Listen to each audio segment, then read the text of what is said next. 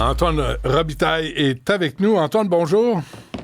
Bonjour Benoît. Alors, je lance l'expression les chèvres émissaires au Parti libéral du Québec. Ouais, mais écoute, Sona Lacoyane exclut du caucus, je vais te dire, hier soir, c'était comme une surprise vers 18h18 de recevoir ce communiqué-là. On ne s'attendait pas à ça. Plus tôt pendant la semaine, je ne sais pas si tu te souviens, dans la conférence de presse où Pablo Rodriguez a exclu Marois Risky, euh, il avait dit, il y a des discussions avec la commissaire à l'éthique, mais il n'y a pas d'enquête de la commissaire à l'éthique, là. On fait tout dans les règles au Parti libéral. Alors là, au contraire, il y en a une. Et il y aurait eu donc tu sais, au bureau de comté de Mme Lacoyane des rencontres partisanes en lien avec la course à chefferie, à la chefferie. Et écoute, ça peut avoir l'air anodin, mais tu sais, ça cache peut-être autre chose, là, cette affaire-là. Mais c'est quand même l'utilisation d'un lieu qui est loué par l'Assemblée nationale pas pour des rencontres partisanes, pour rencontrer les commettants, donc les électeurs qui ont besoin d'aide de la part du député. Et ça, ce matin, il y a d'autres députés qui l'ont dit, là, qui ont dit qu'ils ne feraient jamais, par exemple, une rencontre d'exécutif de comté là. Mais là, c'est non seulement exécutif de comté, mais c'est vraiment dans le cadre d'une course à la direction. Donc, c'est pour un non-élu, dans le fond. Pablo Rodriguez n'est pas élu de l'Assemblée nationale. Donc, je voulais te raconter rapidement, je vais vite parce que j'ai beaucoup d'informations, Ouais. Benoît. Qui est Mme Lacoyane?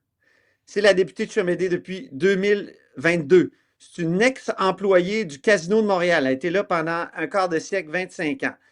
Dans son parcours, il y a des choses qui retroussent, Benoît.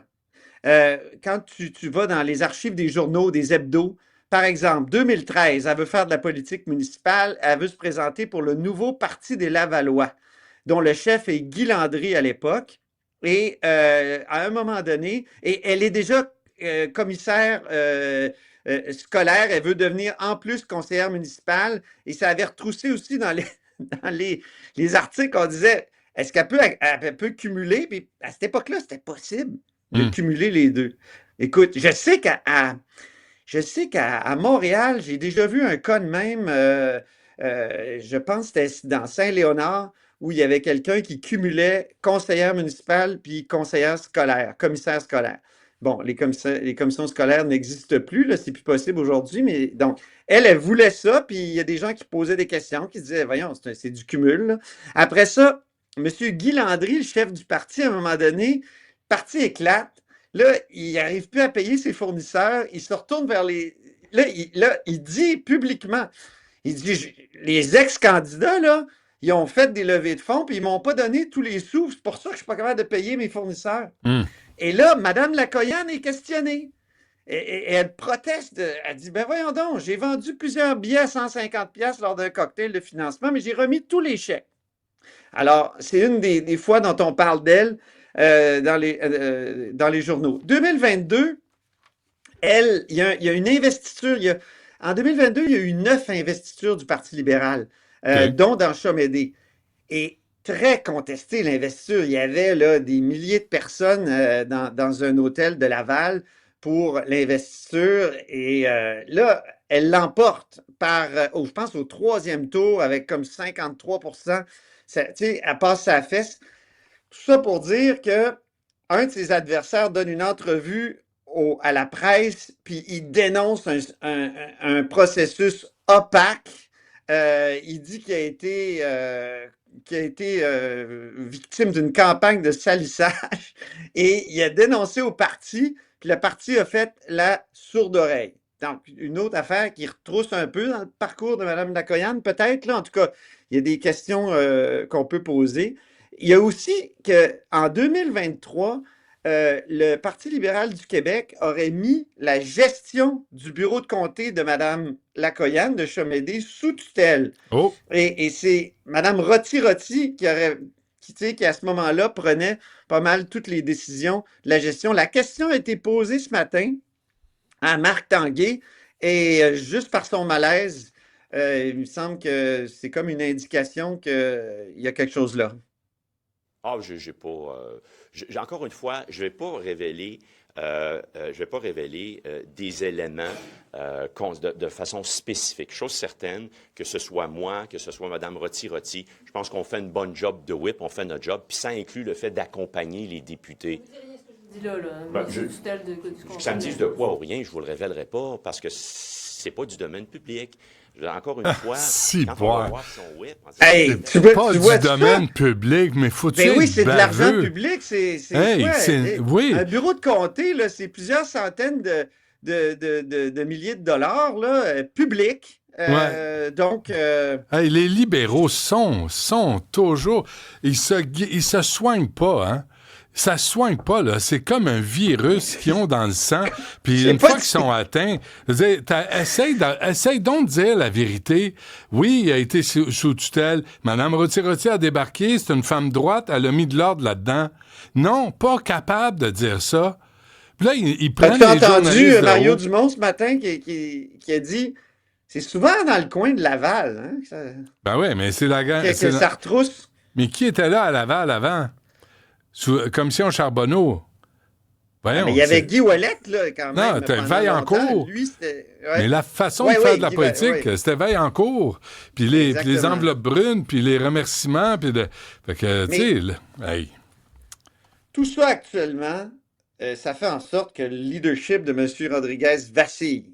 Là, Nicolas Lachance du bureau parlementaire nous apprenait ce matin qu'il y a une pétition qui circule pour finalement demander le départ de M. Rodriguez. Alors, c'est sérieux.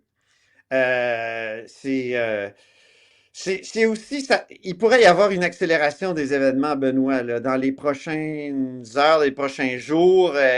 Par exemple, est-ce que l'UPAC pourrait faire savoir ou, tu sais, qu'il passe de l'étape des vérifications à l'étape d'enquête? Mhm. Et ça serait quand même assez important.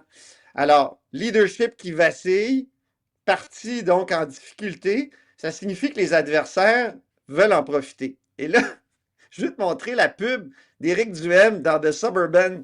Je ne sais pas si tu l'as vu. The Suburban. No referendum, no corruption, join the conservatives.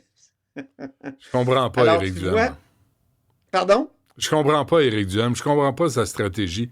Je comprends pas. Tu sais, il est allé têter des votes dans l'ouest de l'île avec sa, tu sais, anti-loi 96. Mais c'est quoi Éric Duhem, là? C'est un fédéraliste? C'est quoi Éric? C'est Un conservateur? gars C'est qui? C'est un ancien souverainiste, en tout cas.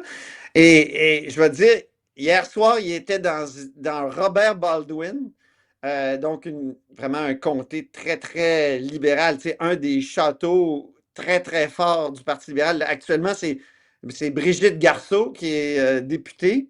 Hmm. Brigitte Garceau, aux dernières élections, a gagné avec 57%. Et le deuxième, c'était un conservateur avec 16%, tu vas me dire. Mais Ouais. bon.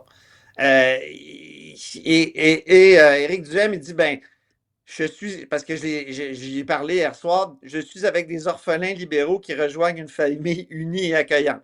Alors, c'est sûr qu'il veut profiter de cette difficulté-là du Parti libéral.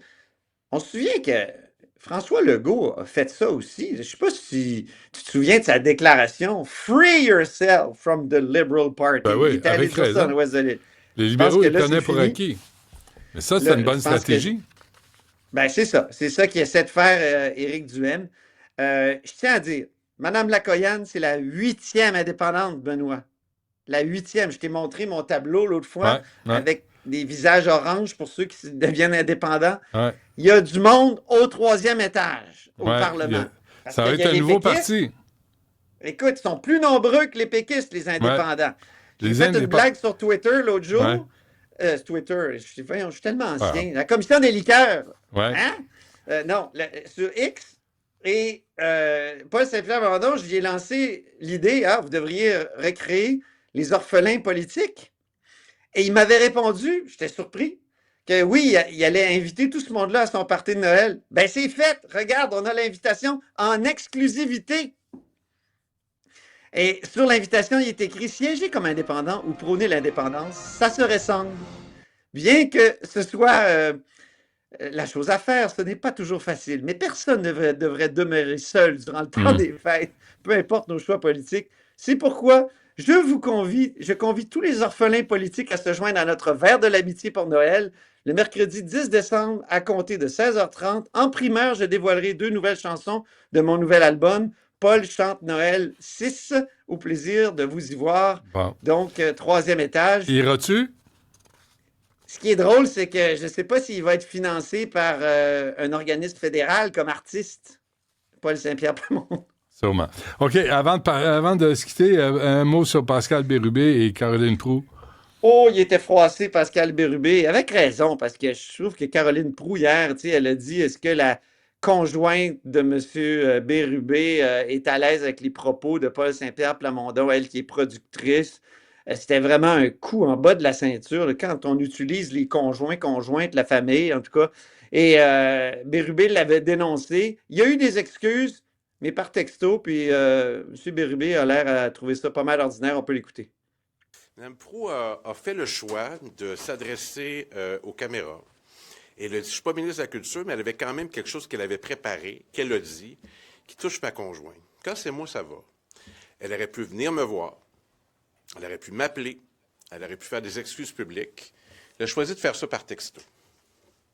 Voilà. Elle vous a envoyé des excuses par texto. Par texto. Donc, tout à l'heure, Mme Proulx, il faut le dire, le redit publiquement qu'elle était désolée et qu'elle s'excusait.